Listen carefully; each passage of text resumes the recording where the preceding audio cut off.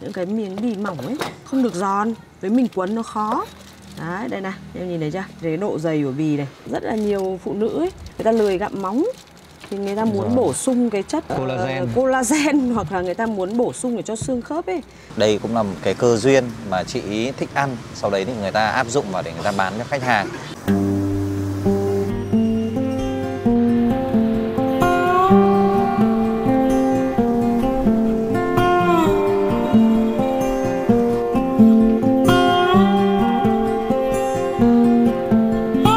Các bạn ơi, hôm nay mình sẽ chia sẻ cho các bạn một quán bún mọc.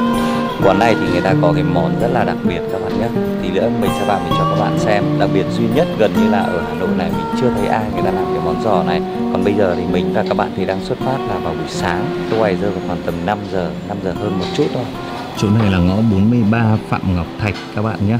Quán của chị là bán bún dọc mùng. Bún dọc mùng là chị có cái món chị sáng chế ra rất là đặc biệt. Mình đang làm gì rồi đấy chị? Chị đang sắp xếp đồ để chuẩn bị để bán hàng đấy. Vâng. Cái nồi này chị làm xong chưa? Này chị xong rồi, ngày chị phải mấy nồi này cơ. Rồi tí chị lại tiếp tục, chị lại pha tiếp. Xương này là mình đã ninh xong rồi đấy hả chị? Xong rồi. Tí nữa nước dùng nữa là mình pha xong mình cứ chế vào dần. Cứ dậy từ 4 rưỡi để chuẩn bị, vì là xương xiếc rồi nước canh, nước kiếc rồi các thứ là mình phải chuẩn bị sớm. Ở đây 6 giờ người ta đã ăn rồi. Chân giò này là chị làm từ hôm trước hả? Cái đầu này đều phải làm trước hết để cái này phải để vào lạnh, không để qua tủ lạnh, không dính được vào nhau, không bán được. Món này chị gọi tên nó là món gì chị? Chị là bì chị cuốn với giò sống ấy. Đây là một món rất là đặc biệt trong quán nhà chị luôn các bạn nhé.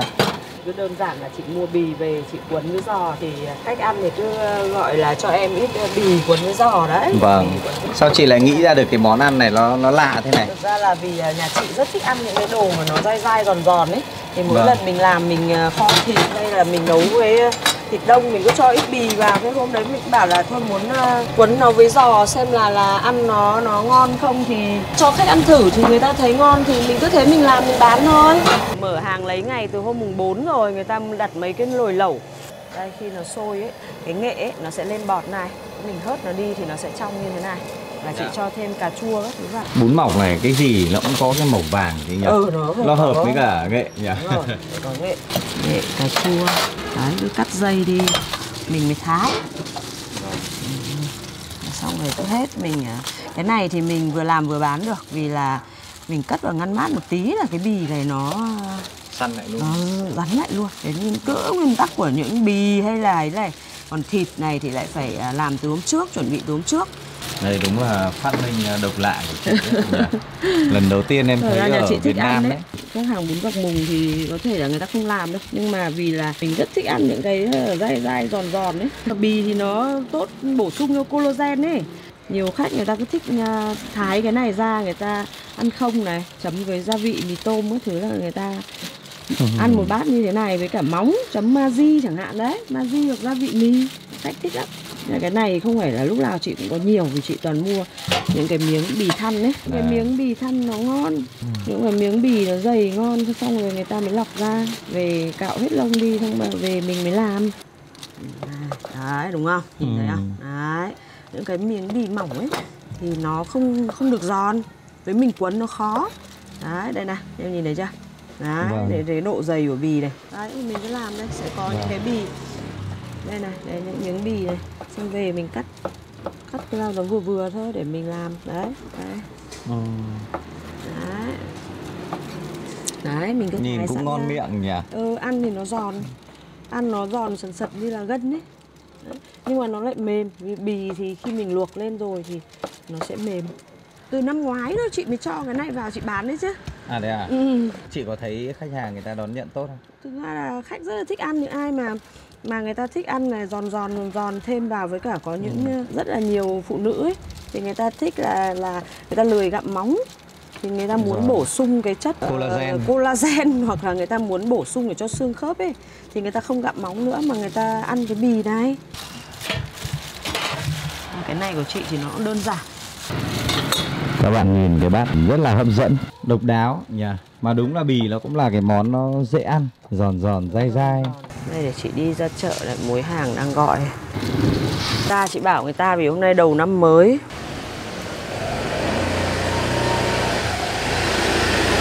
Chị đéo em nhá. Lên. Chào. Được, lên đây. Được chưa? Em đạp cái chân trống nữa. Rồi gạt hộ chị cứ để chân.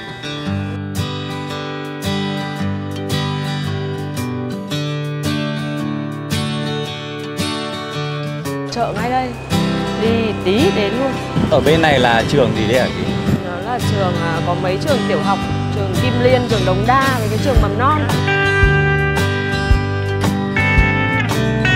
Bên này có quán bánh giò ăn được chị nhỉ? Ở đây nhiều hàng đông.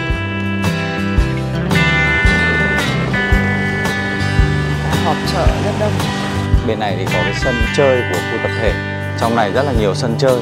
Ui dồi ôi, chỗ này mấy con lợn này. Cho chị đi, những cái chỗ bì đâu rồi. Đấy, xong rồi lọc cho chị đi. Rồi xem nào, xong cạo sạch sẽ cho chị nhá. Ví dụ bì là chị phải lấy ở những miếng bì thăn như thế này. Để quấn thì nó mới ngon. Cứ những miếng bì thăn như thế chị lấy. Cứ phần nào bì mà nó dày. Đấy, còn thịt thì mình sẽ lựa ra. Xong rồi là sẽ rửa sạch sẽ đi. Rồi em ấy lấy những miếng chân giò cho mình rồi mình về mình quấn. Mới cho mẹ mượn cái con giò. Mình nhiều thịt này mình bán đến mấy giờ hết hả em? Em mà tầm 10 giờ, 11 giờ. Là hết hàng luôn hả? Em đưa bếp nữa mà.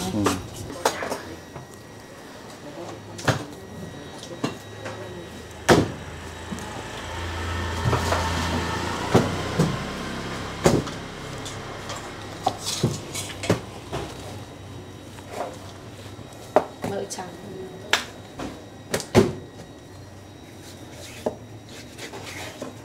Đúng là chuyên gia ấy. Cắt đến đâu sạch đến đấy nhỉ. Ai không quen là cũng để lại ối mỡ nhỉ.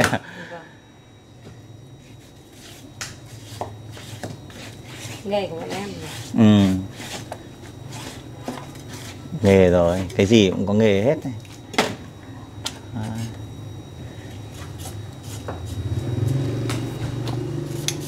Cái này là ở lò mổ người ta cũng đã cạo rồi, giờ về đây mình chỉ cạo lại thôi.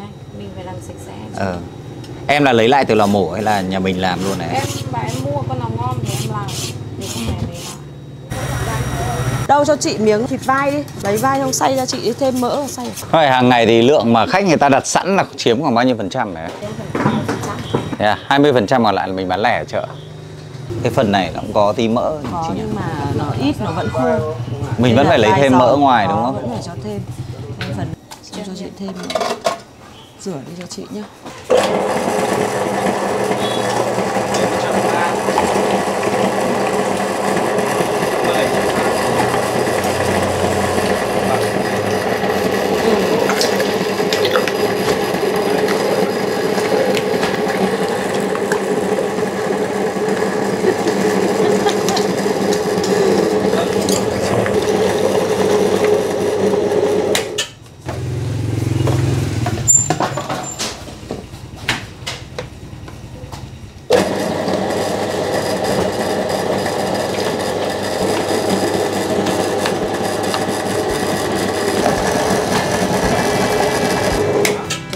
Cho tới cái chị đi.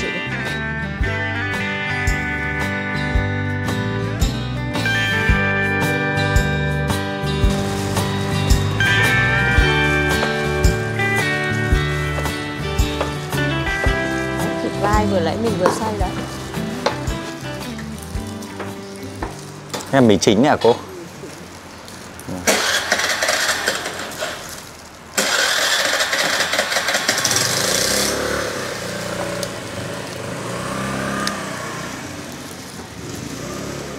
Chút gia vị.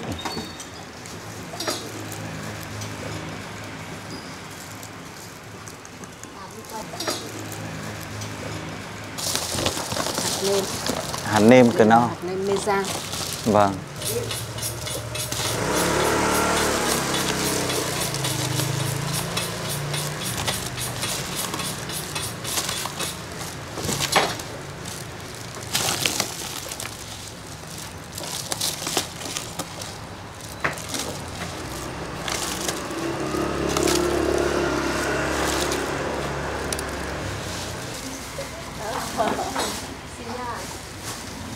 Nhiều quẩy quá em.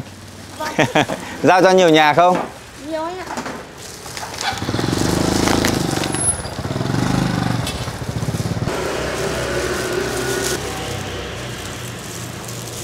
Mộc nhĩ nấm hương này là mình đã xay chung vào nhau rồi đúng không ạ?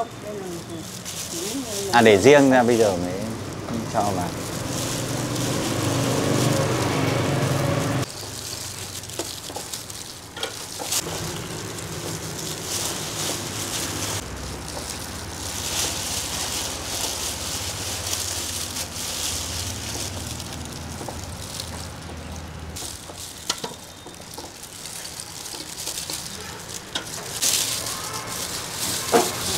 Giọt sấm.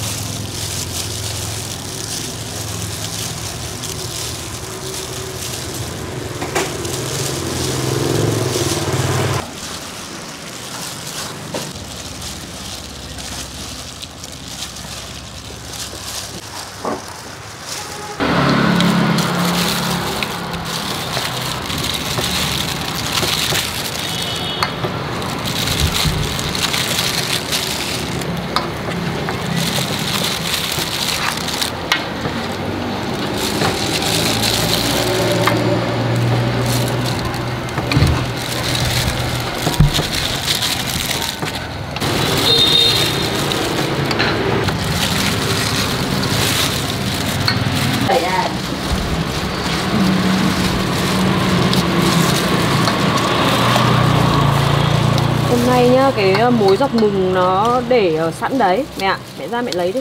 Mua thêm cho con 5 cân rau cần nhá. Giò cho con nhá, để cuốn bì nhá.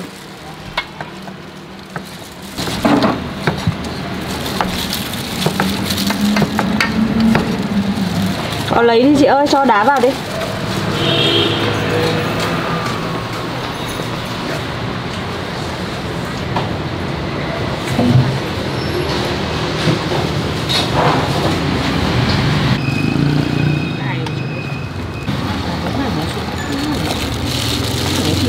Cho nó đỡ dính nhé hả cô? Đúng rồi, cho đỡ dính.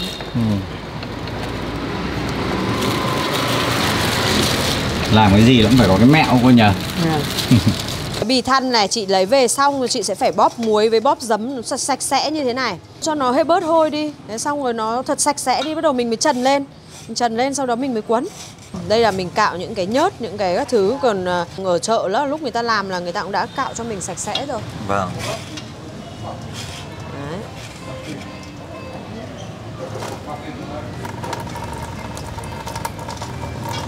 Đấy. Chú đợi cháu một tí nhá. Nhưng cái phần mỡ dày này mình có phải Thế có tí chị cắt ra đi. mình bỏ đi đúng Bỏ không? đi. Giờ khi quấn vào nó cũng không quấn được mà nó không đẹp, phải bỏ hết đi. Lúc quấn là nó sẽ phải để cho nó miếng bì nó phải thẳng đẹp thì mình quấn nó mới ngon. Đây là mình để làm tạm để cho mình bán trong ngày. Để xong bắt đầu đến trưa người ta xong hàng rồi người ta lại mang đến, thế là chị đang cất tủ, xong tí mình lại bỏ ra mình làm tiếp. Chứ vì đông quá chị cũng không có nhiều thời gian để làm. Chị lại tiếp tục chị chuẩn bị để đồ ngày mai. Miếng bì thăn này thì nó sẽ khác với những miếng bì khác là nó rất vuông này và rất dày, độ dày của nó dày này, trắng sạch sẽ này. Còn những miếng bì ở bộ phận khác ấy thì nó sẽ không được dày, không được đẹp như thế này. Đấy, thì mình quấn vào nó sẽ không ngon. Đấy, thế xong về mình làm sạch sẽ lên là khi mình quấn vào, là quấn trần lên lại thấy càng độ dày của nó. Đấy, bây giờ mình sống thì mình sẽ thấy như này, nhưng mà nó cả một miếng bì than cứ trần lên nó sẽ nở ra. Nó sẽ nở ra. Đấy, bì nó như thế, nó sẽ dày hơn. Các bộ phận khác thì nó không được đều, không được đẹp như thế này, mình quấn nó không đẹp và nó không ngon. Phần nó vừa dai này, vừa giòn này. Chứ còn những cái phần bụng, phần mỏng khác thì mình không làm được, mình quấn nó không thành miếng như này, mình quấn nó khó. Ví dụ nó có những cái phần mỡ thừa này thì chị sẽ nạo bỏ hết đi. Sẽ nạo bỏ hết đi. Đấy, nó chỉ những mỡ dính ở trong bì này thì thôi, nhưng cái phần chút mỡ chút thừa thì không này, sao. không sao. Những phần thừa này chị sẽ cắt hết đi. Vì khi quấn vào mình quấn nó cũng khó, mình quấn tròn lại nó cũng khó. Đấy, chứ có chỗ nào là có cái thừa ra này, cái viên này chị sẽ bỏ bớt đi cho nó đẹp.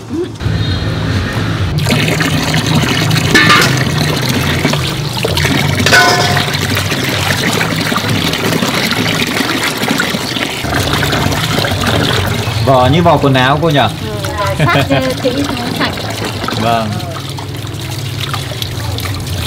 Rửa nước nữa, nếu mà nó chưa sạch.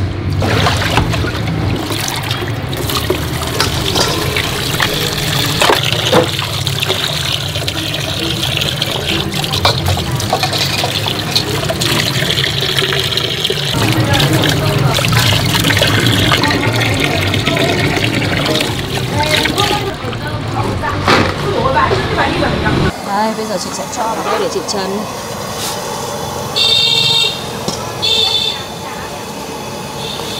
Đợi tí. Mình trần hay là mình luộc chín luôn đấy hả chị? Chị sẽ trần cho cái mặt bì nó se vào thôi, chứ chị không luộc chín nhừ đâu, chín nhừ nó sẽ không còn độ giòn. Bây giờ là chị sẽ trần lên. Vì để như thế này, vâng ạ, để như này nó khó quấn. Mình phải trần lên nó nửa sống nửa chín, bắt đầu mình quấn vào thì nó mới ngon. Anh ơi, em gửi anh.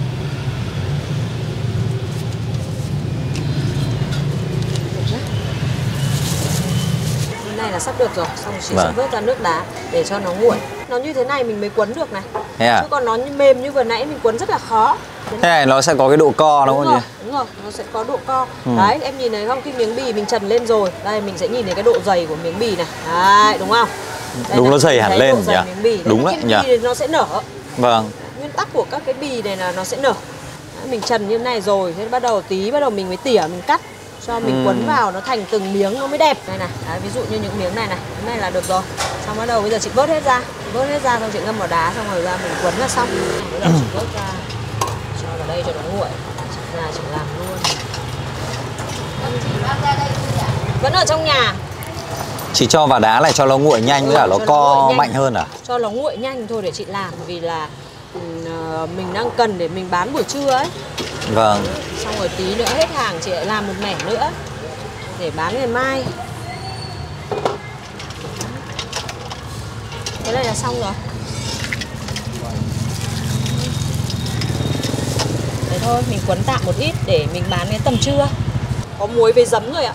Đây này, tí cái phần này này mình sẽ bỏ hết đi. Đấy, mình sẽ bỏ hết cái phần này đi. Đây này, không dùng được cái phần đấy. Mỡ này mình cắt hết đi. Cắt hết đi cho nó đẹp. Cho cái này nếu mà mình lạo hết mỡ ra thì dùng cũng được nhỉ? Lạo hết được nhưng mà thôi tí bỏ hết cái phần này đi. Đấy.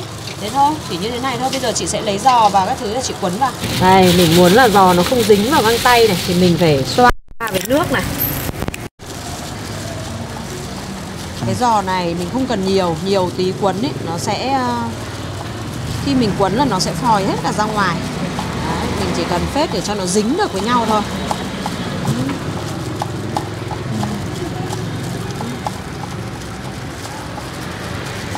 Gọi là có để nó như là cái chất nó dính đúng không chị? Như một chất để nó dính cho nó lúc mình thái ấy, nó không bị bong ra thôi. Chứ nhiều quá tí nó sẽ phùi, khi mình quấn nó phùi hết cả ra hai đầu. Đây này, đến lúc quấn như thế này này, nó sẽ bị phùi hết cả ra hai đầu này. Đấy, nhìn thấy không? Đấy, nhiều quá này là nó còn bị phùi ra cơ. Đấy.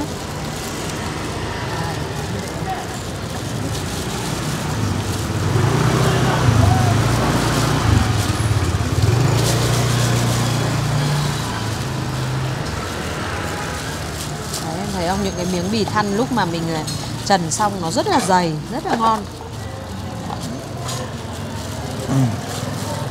Cái này mình ăn vào bún nó cũng ngon, mà mình ăn vã không, mình chấm chấm gia vị. Kể ra lúc đầu mà chị phát minh ra cái kiểu như này là chị có bắt chước theo của ai? Thực ra là do là nhà chị thích ăn ấy. Vâng. Em đồng ý là kiểu như là cũng thích ăn bì rồi ấy, nhưng mà cái cách mà chị cuốn như này nó cũng khá là hay mà cũng sáng tạo. Thực ra là mới đầu ấy chị chỉ là làm bì không thôi.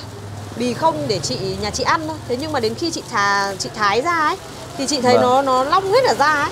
Thế bắt đầu chị mới nghĩ là nếu mà nó mà quấn được thì nó có giò sống. Thế bắt đầu chị mới mua giò sống để chị quấn. Thì ăn xong là vị của giò này lẫn vị của bì các thứ vào thì mình thấy nó ngon. Thế thôi. Vâng, thì thấy nó ngon thì là mình làm và mình bán thôi. Bán thì khách rất là thích. Độc lạ. Bán thì khi khách ăn thì khách thấy rất là thích. Thay vì là không có gân để cho các cái món này người ta thích ăn sần sật. Có những người rất thích ăn sật, nhưng có những người thích ăn cái vị của bì. Nhiều người thích ăn bì nó giòn như là gân. Anh cũng hay ăn bì lắm. Vâng. Móng giò. Vâng đấy. Có người không thích ăn móng. Người ta ăn móng thì người ta phải gặm xương, người ta ngại. Thì thay vì đấy thì người ta ăn một ít bì vào, nó lại có cái đặc biệt riêng. Thế là thôi cứ thế bán thôi. Khi mình luộc ấy nó sẽ lại nở ra. Thế cho nên mình cũng chẳng cần phải chặt tay quá đâu. Nếu em cho vào trong tủ đá thì nó sẽ co và nó rắn vào. Không cần nhiều quá, mà mình chỉ cần tạo cái độ kết dính khi mình thái ra trông nó đẹp. Thế thôi. Thực ra cái món này người ta luộc lên người ta ăn đấy. ăn ở nhà ăn chấm không thôi cũng rất là ngon. Chấm tương ớt hay Chấm tương ớt hay gì đấy, rượu. rất là ngon. Tết Vâng, uống rượu cũng ngon đấy nhỉ. Như Tết là nhà chị làm cái này để ăn. Thế à? Mình không cho vào bún đâu, mà mình làm ngày Tết nó đỡ ngấy ấy. Vâng. Khi lại chấm tương ớt ấy nhỉ. Đấy. Có người cứ lấy chấm tương ớt cho giòn giòn, nó dai Tại dai. vì cho vào tủ lạnh nên là nó cứng lên giòn cái bì đó. Thế thôi. Đây là đơn giản thì nó mềm. Bây giờ mình vừa mới luộc xong thì nó rất là mềm. Tí chị luộc xong nó mềm. Cái này mà không cho qua tủ lạnh ấy thì là nó chưa rắn được cái bì vào đâu. Không phải cần phải làm chặt quá. Đây này, chặt quá nó sẽ phỏi hết cả vào. Đấy, thì không cần thiết. Không cần thiết như thế. Chỉ như thế này thôi, khi cái bì buộc xong đấy nó sẽ đẹp như này. Xong bắt đầu mình cứ thế mình cắt dây và mình bán thôi. Đơn giản đấy thôi. Có cái gì đâu. Đây, những miếng bì than em thấy khi luộc lên này, nó nở ra, nó dày như thế này cơ mà, đúng không? Nó khác hẳn với những cái phần bì ở chỗ khác. Đây, xấu này là đây những cái miếng như thế này là mình sẽ bỏ đi này, cắt hết đi, mình không làm. Đấy, không làm. Và đây cái độ dày mỏng của nó không đẹp này. Mình sẽ cắt hết đi, mình lấy cái phần ngon đẹp thôi. Thực ra là khi làm mình ăn nó phải cái miếng này thì rất là ngon này. Khi em làm vào nó vừa ăn nó vừa thơm này, xong rồi nó lại giòn sần sật ấy, gân như thế nào thì cái miếng bì này nó như thế. Cái giò sống này chị có phải cho gia vị gia biết gì vào? Nguyên tắc của giò sống nó đã đậm rồi. Khi người ta làm giò người ta đã có nước mắm, chị mua về thì cứ thế làm thôi. Nhưng mà chị không phải cho cái gì vào cả. Đấy, có bì rồi, đôi khi nó xoăn này. Nhưng chị không cần thiết chị phải phết hết, mà chị chỉ cần cho nó có độ kết dính lại với nhau cũng là được. Đây nhá, thực ra là em nhìn thấy nó chặt như thế. Nhưng mà tí nữa ấy, khi mình làm chín ấy, luộc chín ấy, thì giò nó cũng có độ nở này, mà bì nó cũng có độ nở này, thì nó sẽ căng ra thì nó sẽ dính chặt lại với nhau.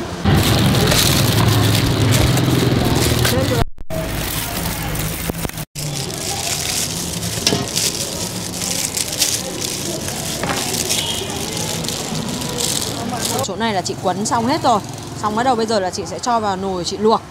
Đấy, chị cho vào nồi canh chị luộc. Nó chỉ luộc khoảng chưa đến 10 phút đâu là nó chín rồi. Là chị vớt ra, xong bắt đầu chị để nguội là chị thái nó thành một bát như thế này. Chưa đến 10 phút đâu. Cái bì của mình nó đã tái rồi ấy. Bây giờ mình chỉ luộc để cho nó chín hẳn lên thôi. Đây, bây giờ thì nó chín rồi, là chị sẽ vớt nó ra.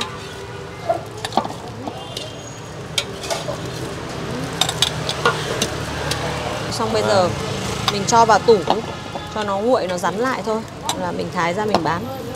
Bây giờ thái thì nó sẽ mềm. Bây giờ không thái được, thái bây giờ ấy nó bị tời ra. Nó sẽ tời ra, nó chưa có sự kết dính. Tại vì nó đang nóng. Chỉ cho vào trong tủ khoảng 10 phút.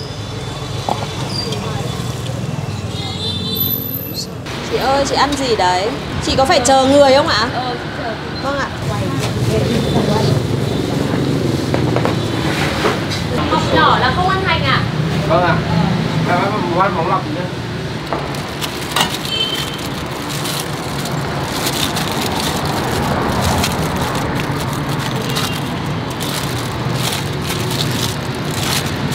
Mẹ ơi, cho con dọc bụng.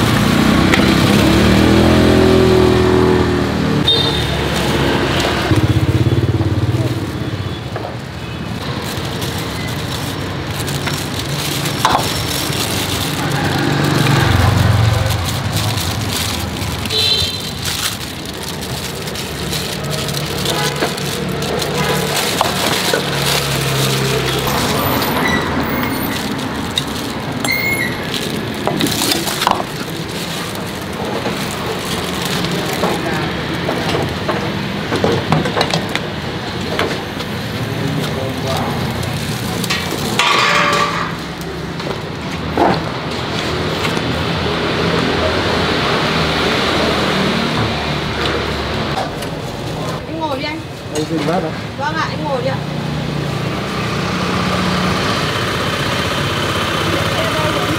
để sát lên đây cho chị, không là nó vướng người ta đi ra người ta ngã mất. Bát này bao tiền chị Trang? 30.000 đấy ạ. Mẹ ơi, cho vào đây cho con này, ngọc mù này.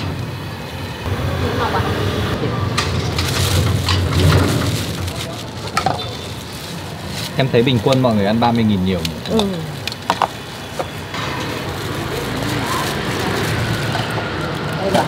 Không, của bác ở bên kia. Của bác Giai ở bên kia.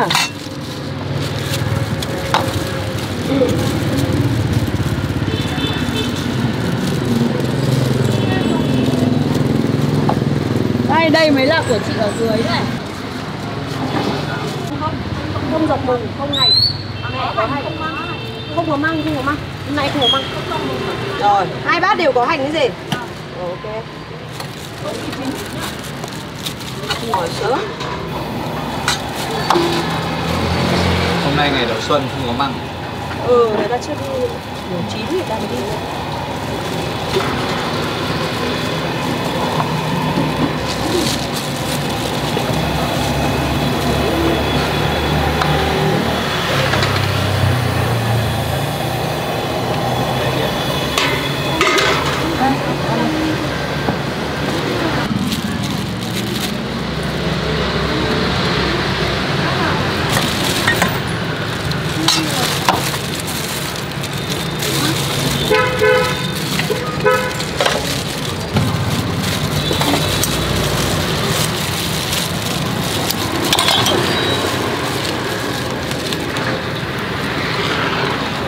Cho con dọc mùng này. Đây, ở nhà này thì mỗi thứ một ít này. Làm 2 bát móng lọc cho 2 cô dọc. Ăn thêm cái chả bì này là bao tiền hả chị? Thực ra chị bán vào với bát thôi. Ví dụ bát bún 30-40.000 nó chị cứ bán lẫn vào cùng bát này. Chứ không phải gọi thêm đúng không? Sẵn có luôn ở trong bát bún rồi. Bát đầy đủ thì nó sẽ có hết. Còn không thì ví dụ ai thích ăn thì gọi vào thôi. Vâng. Sẽ có dọc hành củ đầy đủ thì chỉ có tất cả sườn, móng, thịt, mọc, lưỡi với bì. Vâng. Thế còn bát thiếu thì thường bát thì người ta sẽ do người ta gọi. Khách thích ăn gì thì gọi cái đấy. Ví dụ đây thì người ta gọi ngồi đi, hai mẹ con. Đây người ta gọi là móng lọc với cả lưỡi. Mình làm kiểu đấy. Móng lọc thế này với lưỡi, không có lưỡi có sườn là phải 40 trở lên. Vâng. Thịt mọc thì 30.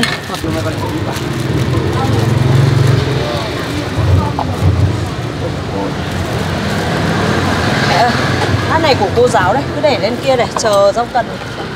Đây mình gọi cái bát này là có giá 50.000 các bạn ạ. Cái điều đặc biệt của bún ở đây là người ta có cái món bì này này.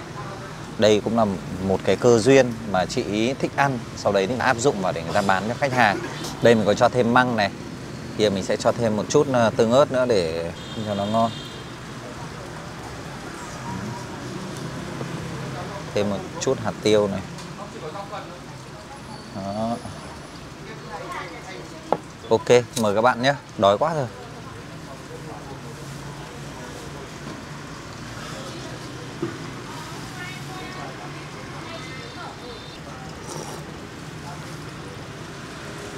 Nước dùng đây có chút độ ngọt của mì chính cảm nhận được.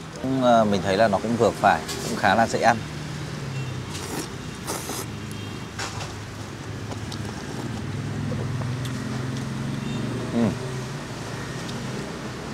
Mời các bạn nhé.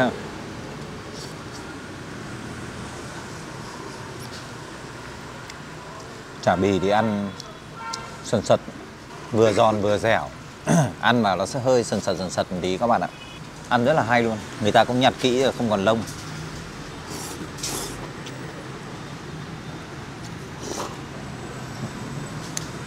Rồi cái bát anh mình ăn thì nó đậm đà hơn. Bát này của mình nó hơi nhạt so với mình một tí. Nhiều bạn thì ăn mình thấy là nghĩ là có thể là cũng vừa đấy.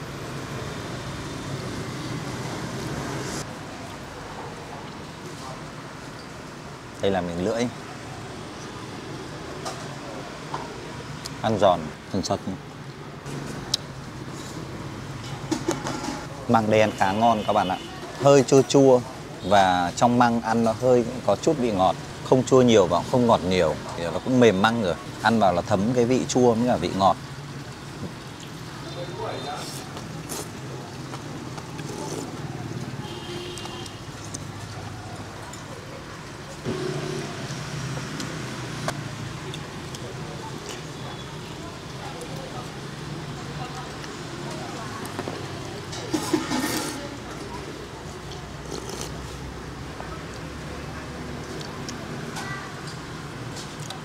Miếng móng ninh dở nhưng không bị nhũn, ăn nó vẫn có cái độ dai của thịt các bạn ạ.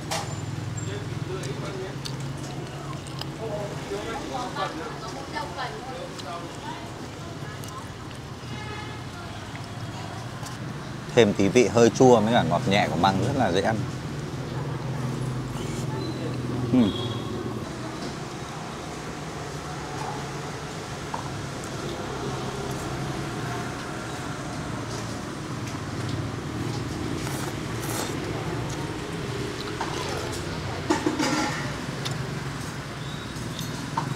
Miếng sườn là mình ăn thì gần như người ta không tẩm ướp cái gia vị gì ở trong này, nó là nguyên bản cái hương vị của thịt. Miếng mọc này ăn thì đậm này, ăn rất là đậm đà. Mọc đây ăn giòn các bạn ạ. Thịt người ta sử dụng đó là cái thịt vai ấy, vai giòn. Bên trong thì nấm hương với cả mộc nhĩ mình thấy người ta cho cũng vừa. Ăn nó cảm nhận được cái độ giòn của mộc nhĩ, giòn giòn thơm thơm của nấm hương. Theo quan điểm cá nhân của mình thôi thì đây không phải là một món bún ăn ngon đặc biệt gì cả, nhưng mà ăn thì dễ ăn. Nước dùng người ta có mì chính đấy, nhưng mà ăn nó ở mức vừa phải, nó không bị lợ nhiều. Ăn cảm thấy là rất là dễ ăn luôn các bạn. Đặc biệt là nước dùng người ta sử dụng nghệ để người ta làm màu, nhưng mà nó không có cái mùi nghệ. Về cái thích nhất ở đây thì mình thích nhất là mọc người ta xay dối vừa phải, cho tỷ lệ mộc nhĩ nấm hương vừa phải, ăn có độ giòn mộc nhĩ thơm thơm của nấm hương, và nó có cái độ đàn hồi, lại có thêm chút béo béo vì người ta cũng cho một lượng tỷ lệ mỡ nhất định vào đấy. Ăn nó rất là ngon, mình nghĩ là mọc đấy ăn rất là ngon. Đối với cả món bì là cái món đặc biệt nhất các bạn ạ. Mình nghĩ có lẽ là chị em phụ nữ sẽ rất là nhiều người thích ăn cái món bì này, bởi vì ăn cái này nó sẽ bổ sung nhiều cái collagen, nó tốt cho da, rồi là chống lão hóa xương khớp gì đấy. Mình thấy y học người ta cũng nói qua về cái đấy, mình không hiểu rõ lắm. Đấy, còn về cái cảm nhận ăn ấy thì mình thấy là cái chả bì này ăn nó giòn giòn sật sật. Vị thì nó không bổ sung gì nhiều, nhưng mà ăn nó cứ giòn giòn sật sật. Cảm giác nó cũng khá là thú vị khi ăn kèm. Đấy, còn măng ở đây, cái măng này thì mình cũng rất là thích các bạn nhé. Măng người ta làm nó cũng khá khác biệt so với nhiều nơi, là người ta làm cái độ chua nó rất là ít thôi, ngọt nó cũng rất là ít thôi. Ăn nó kiểu nó mát mát và nó không bị chua hay ngọt quá là ảnh hưởng đến cái miếng ăn của mình. Mình thấy như thế thì nó cũng đáp ứng được khá là nhiều cái nhu cầu. Mình nghĩ là nhiều người thích ăn cái kiểu này này. Còn các cái món khác thì mình thấy là cũng bình thường thôi, không có gì phải đặc sắc hay đáng nói ở đây cả. Cảm ơn các bạn rất nhiều vì đã xem hết clip này.